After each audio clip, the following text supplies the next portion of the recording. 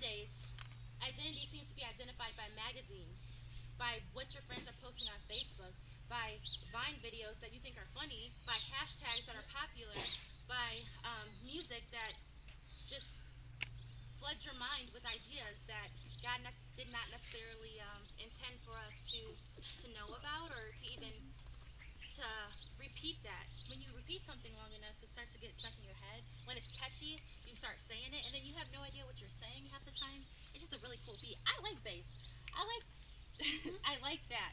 But I also learned that words are so important. Beyonce's song "Drunk in Love." Y'all know that song? Yeah. You know, because drunk in, I catch myself singing it all the time, doing her little rock thing she be doing on the beach. I'm like, wait, stop. Why? Because have you read the words? Anybody? Have you ever printed off the lyrics to the song? Let me just tell you a little bit. I've been drinking. I've been drinking. I get filthy when that liquor get into me. I've been thinking. I'm gonna, sum it up a little bit.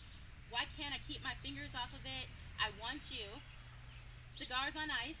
Feeling like an animal with these cameras all in my grill, flashing lights. You got me faded. I want you. Can't keep your eyes off my fatty daddy. I want you. Drunk in love. And then I can go on and on and on. Half the stuff I wouldn't even say, even if my mama wasn't around. Um, but no complaints from my body. So fluorescent under these lights. Boy, I'm drinking. I'm rubbing on it. Rubbing. Okay, I'm stopped. You get the point, right? This is Amen. the stuff that's polluting our airways. Mhm. This was the fastest selling album because she didn't market it. She's like, surprise, I have an album. I was like, oh my gosh, Beyonce's got an album. Download it. iTunes, never seen something like that ever before. This is what we're listening to.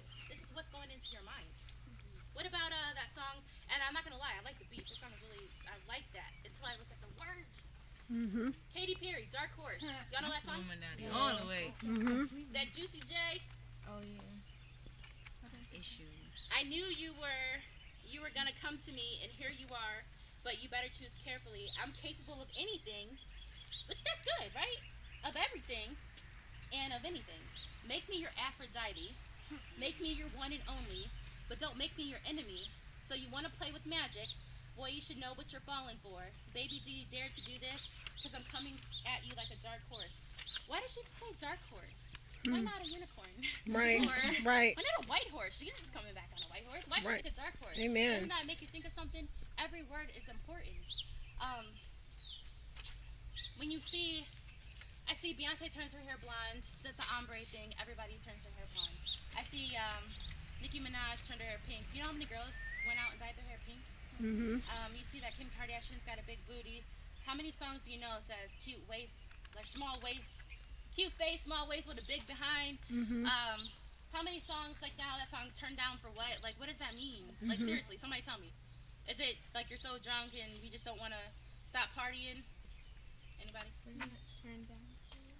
Yeah, like turn up. We say it, we hashtag it. What does it mean? It means you don't want to stop having fun, I guess. Don't want to stop having fun. Okay. Well, that is what we can identify with, and that's cool because there's so many radio stations that play this. I know too. I listen to two Christian radio stations too, but I can turn to. I got about five other stations I can flip to for pop, rap, R&B, hip hop. Mhm. Um, you guys need to know that you are so much more than Cosmo says. How to get flat stomach in 10 weeks. That's some magazine that I've seen at work. um, you're so much more than the reality shows. Love and Hip Hop. Y'all watch that show?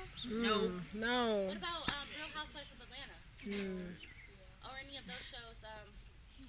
What about Teen Mom?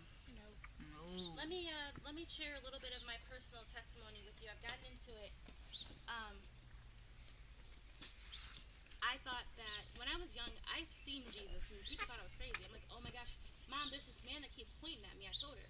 And she's like, there's a man pointing at you? Maybe I should look into this. And when I told her a little bit more, I realized that it was Jesus. I swear to you that this happened to me.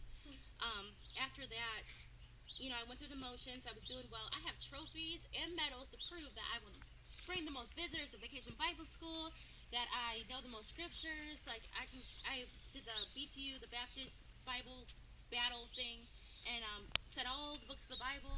I was 11, 12, and then all of a sudden I decided I didn't want to be that person anymore because my friends were moving on and I was stuck here.